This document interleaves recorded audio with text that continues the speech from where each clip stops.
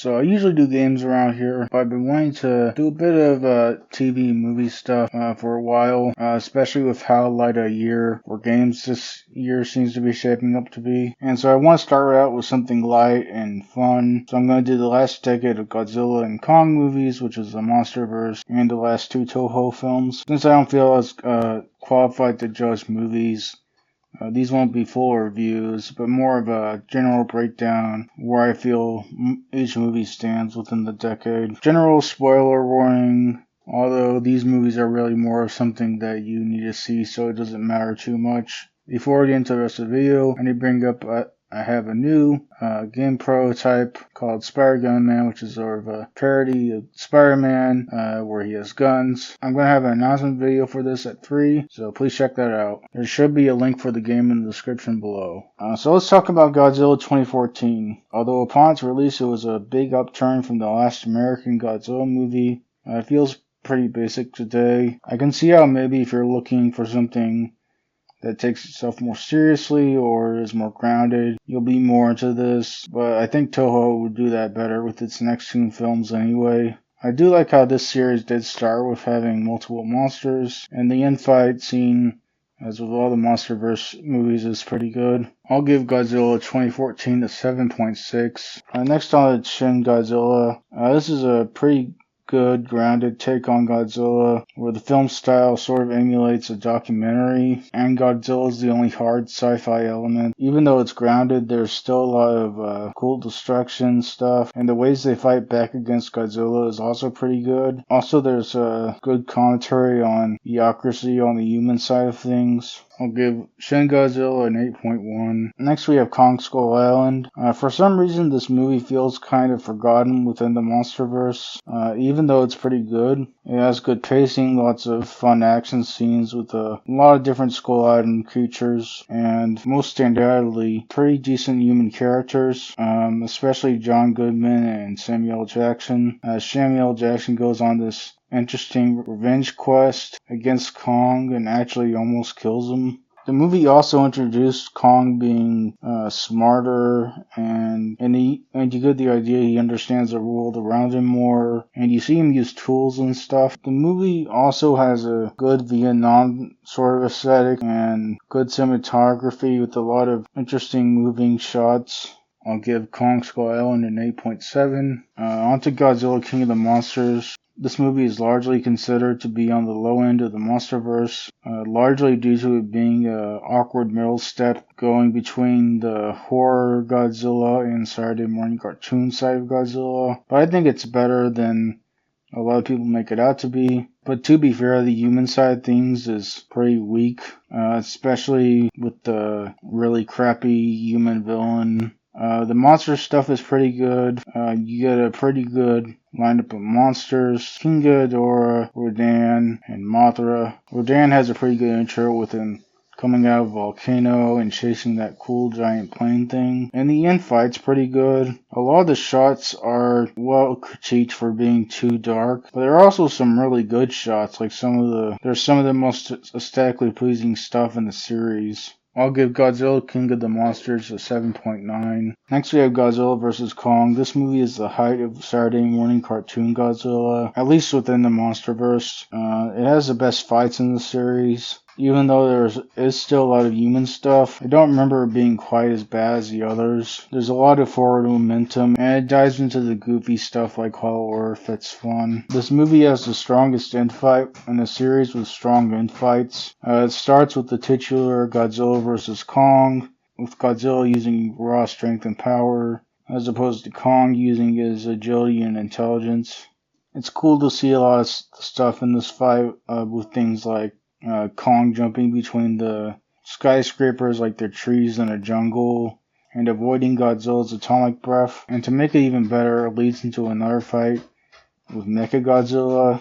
And Mechagodzilla is my favorite Godzilla villain. This iteration is different, but still really cool. I'll give Godzilla vs. Kong a 9.0. Next we have Legacy of Monsters. This show isn't terrible, but it could have been a lot better. There's a fair bit of filler. There's like one episode where all they're doing is looking for a map in the destroyed ruins of San Francisco. This might have been better if it were like 2 TV movies, one for the modern day plotline and one for the past plotline. That being said, I didn't like the modern plotline that well.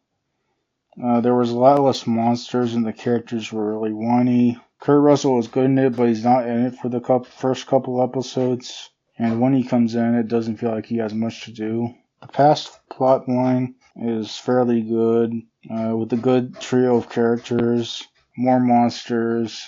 It's also better because they're the ones discovering the monsters as opposed to rediscovering them in the modern plotline. There's a really weird thing though where the main characters have a very modern outlook on US-Japan relations. Even though it's supposed to only be 10 years after a war that ended in a nuke, it would have been nice if there was like a more nuanced approach. There's like conflict within the group themselves, trying to learn to get along, as opposed to being the group versus this stock evil general guy.